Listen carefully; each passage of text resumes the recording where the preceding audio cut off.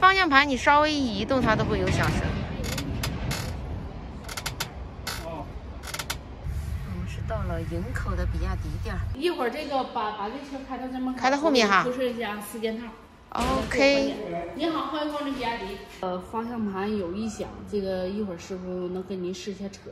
好的。这个检查这个时间见诊加洗车，我估计怎么也得1个半小时左右。OK， 可以的。先这个环节。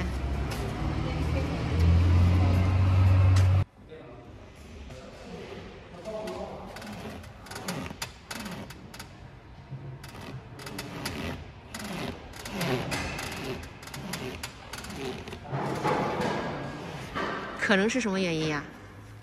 可能是方向机。什么？方向机。有。慢点。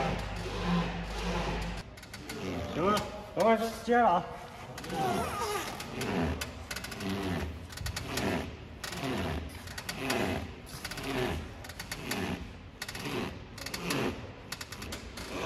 两面都有。感觉就是这个上面在响。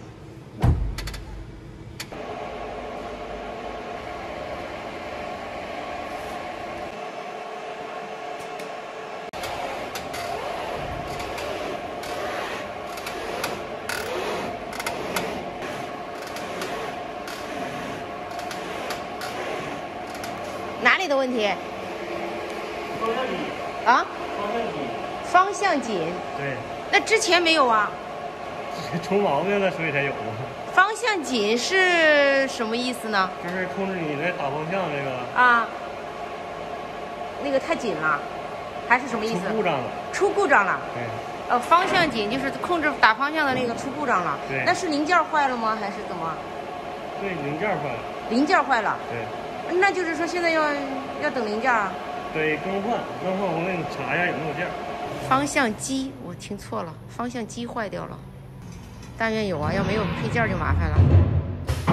件没有货，需要限定。对。大概几天啊？大概1周左右吧。1周左右啊？对，惠州有货。惠州？对。惠州发过来要多长时间啊？就差不多1周左右吧。也要1周啊？对。它不是快递吗？走物流。走物流啊？那个方向机大概有多大个东西啊？那个配件？配件啊，我给你看看图啊。啊，我看一下。大概就这么多。哦，就是这个小东西。这不小的，从这头到那头的。哦，从这头到那头。对。哦，看着小哈。对。然后更换的时候需要多长时间？更换的话得1天左右。1天，1整天左右。对，就是你早上来的话，基本上晚上都能走。它这个的话，就说现在开有没有什么安全隐患？现在开没有安全隐患，它只不过是有一点异响。就是有异响，就说这个期间我还是可以正常用车。对，但是尽量是别出城。哦，不出城。对，在城。